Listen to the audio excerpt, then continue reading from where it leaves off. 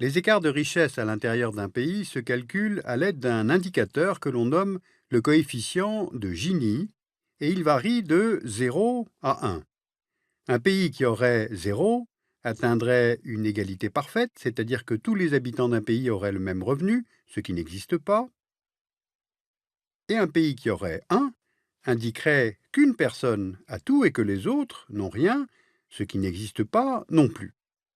En somme, plus l'indice de Gini est élevé, plus l'inégalité est forte, c'est cela qu'il faut retenir. Donc regardons une carte pour repérer les graduations. D'après le World Factbook, les plus faibles écarts de revenus se trouvent dans les pays nordiques, mais aussi dans des pays dont les économies furent autrefois planifiées.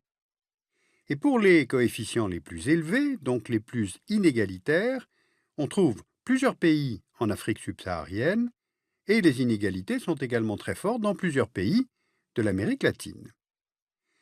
Et lorsque le coefficient de Gini dépasse 0,4, les économistes estiment qu'il y a risque d'instabilité par défaut de cohésion sociale. Vous voyez sur notre planisphère les pays concernés.